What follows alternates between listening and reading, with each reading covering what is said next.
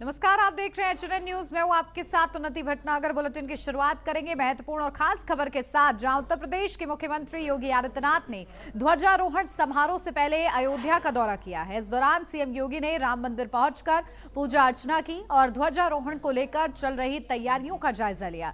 ध्वजारोहण समारोह की तैयारियां तेज हो गई है। राम मंदिर सज कर तैयार हो गया है और ऐसे में जो भक्तजन है वो इंतजार कर रहे हैं कि किस तरीके से 25 नवंबर को, क्योंकि राम मंदिर के शिखर पर केसरिया ध्वज लहराया जाएगा। प्रधानमंत्री नरेंद्र मोदी पहुंचेंगे रामनगरी अयोध्या और इस अद्भुत पल के साक्षी होने के लिए अयोध्या वासी भी ललाहित नजर आ रहे हैं।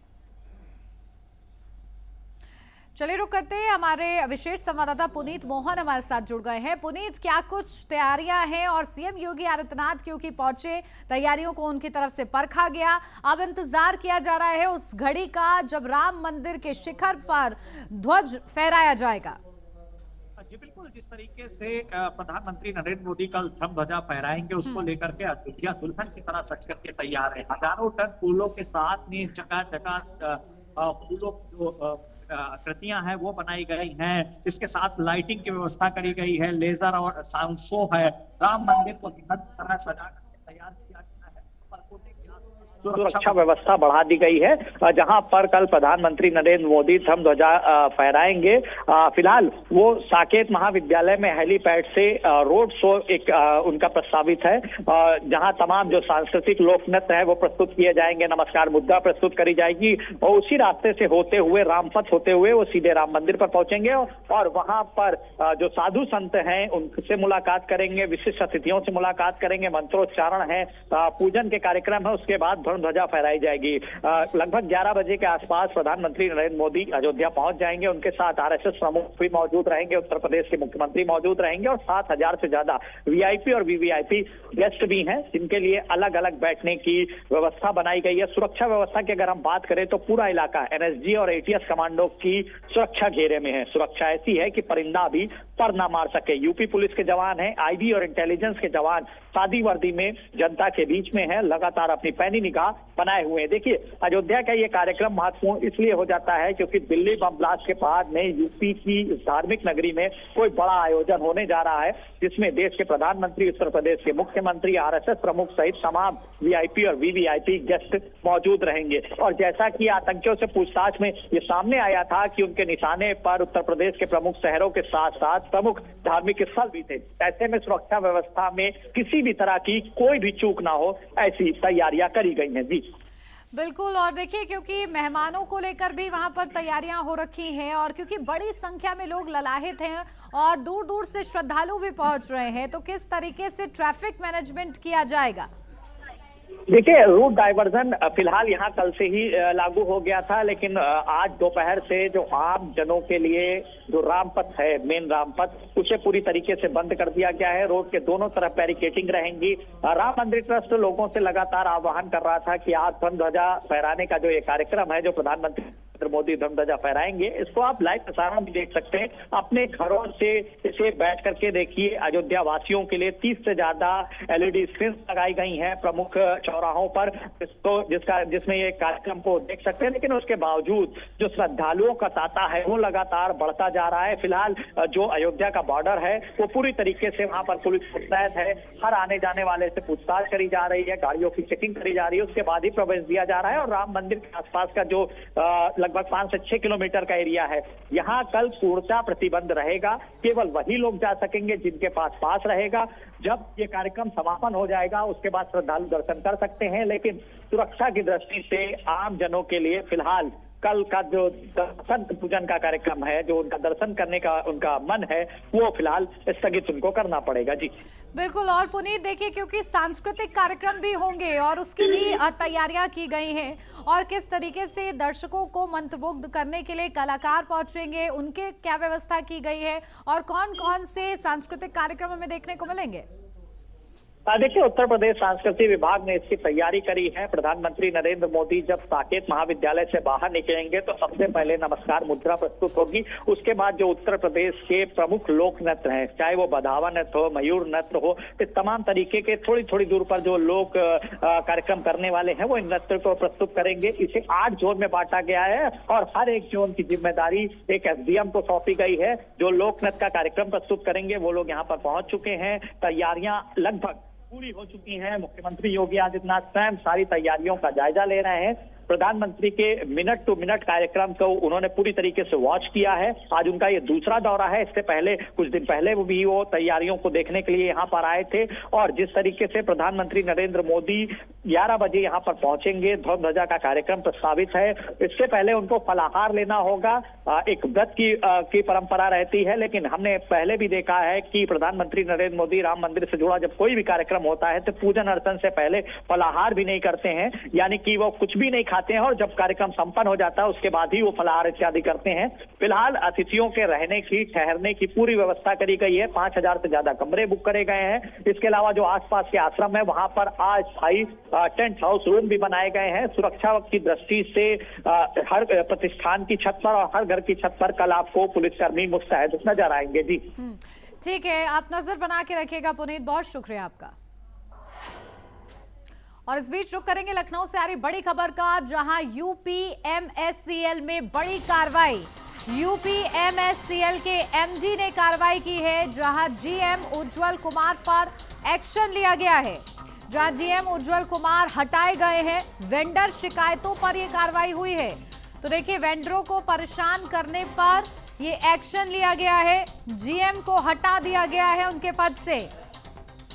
तो देखिए, ये बड़ी कार्रवाई देखने को मिली है, जहां वेंडर शिकायतों पर त्वरित एक्शन लिया गया है और कार्रवाई करते हुए जीएम को हटा दिया गया है उनके पद से।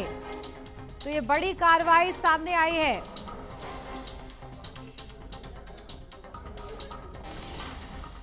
और अब खबर सीतापुर से है, जहां शहर में सुंदरीकरण अभियान के तहत डीएम के आदेश पर वैदेही वाटिका से काशीराम कॉलोनी तक अवैध कब्जों पर कार्रवाई शुरू हो गई है। प्रशासन की तरफ से की जा रही कार्रवाई के तहत शराब की दुकान और कई मकानों पर लाल निशान लगाए गए हैं।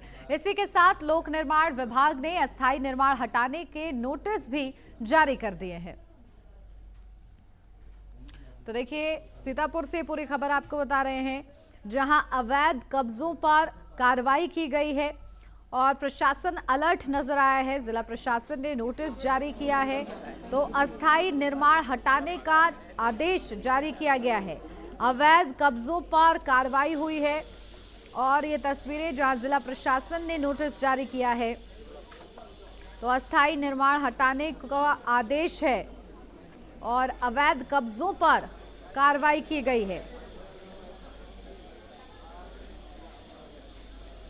अपडेट ले लेते हैं, हमारे संवाददाता अजय सिंह हमारे साथ जुड़ गए हैं। अजय, क्या कुछ जानकारी मिल रही है? देखिए, अवैध कब्जों पर किस तरीके से कार्रवाई की गई है, क्या कुछ मौके पर देखने को मिला?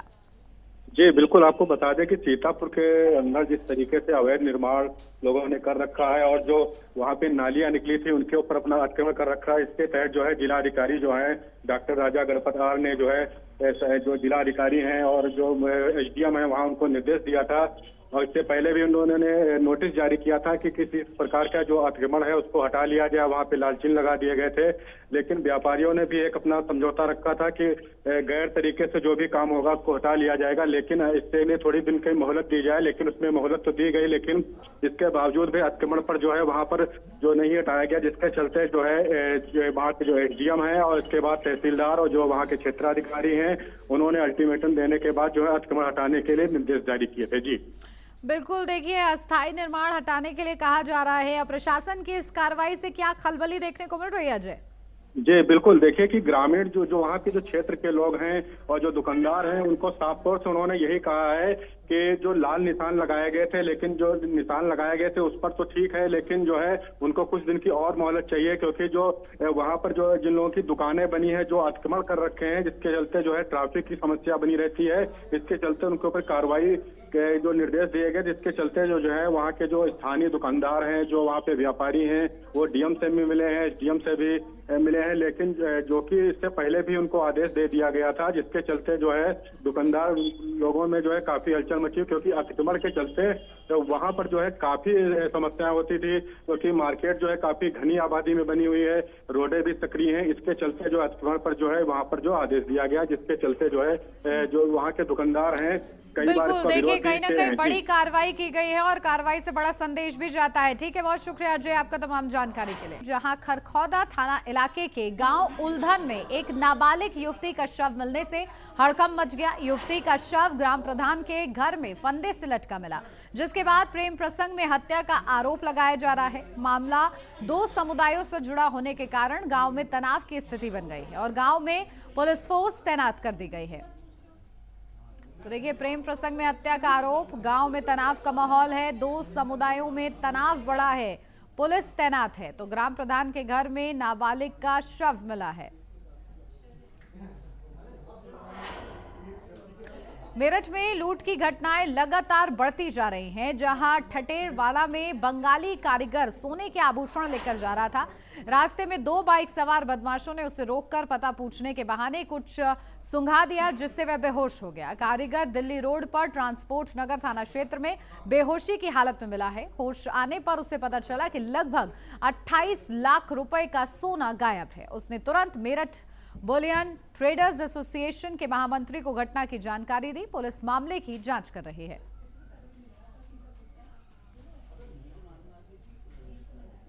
थाना कोतवाली पुलिस को कल देर रात एक कारीगर है, ये उनके द्वारा एक तहरीर की गई है, जिसमें इनके द्वारा आरोप लगाया गया है कि जब ये रात में अपनी शॉप से कुछ सोने के आभूषण लेके आ रहे थे, तो रास्ते में दो व्यक्ति द्वारा इनसे रास्ता पूछने के बहाने इन्हें कुछ संभा दिया गया तथा इन्हें साथ लेकर चले गए और इनके पास करीब 220 ग्राम सोना था, जिनका छीन लिया गया है और इस तहरीर के आधार पर सुसंगत धाराओं में पुलिस द्वारा मुकदमा पंजीकृत किया गया है। मैं सारपा बाजार से सामान ले आ रहा था, ठीक है, तो जब रास्ते में आया था यहाँ पे मुझे दो आदमी ने बाइक लेके गया और मुझे रोका, कह रहा है सारपा बाजार जाना है। तो मैंने कहा उधर, ऐसे ही बोला, उसने मेरा मुंह पे रुमाल रखा, फिर यहाँ से मुझे ले गया और मैं पड़े हुए मिला दिल्ली रोड पे, बेहोश था बिल्कुल। कितने की है आपके साथ में छीने की, क्या पूरा मामला था? दो बंदे छीना था मुझे, ठीक है, दो ही बंदे सामान छीना था। कितना सोना था? लगभग 200 ग्राम के आसपास। तो पुलिस को सूचना जब दी थी आपने? बाद में नहीं, मुझे तो वहाँ से जब लेके आया तब 11 बज रहा था, बेहोश पड़ा था मैं। घर से जब आया तब भी बेहोश ही था मैं। पानी वानी पीने के बाद थोड़ा बहुत होश आया तो सबने कहा चलो डायरी करवाते हैं। तो बाहर आया तब 12-1 बजे बज रहा था जब बाहर आया।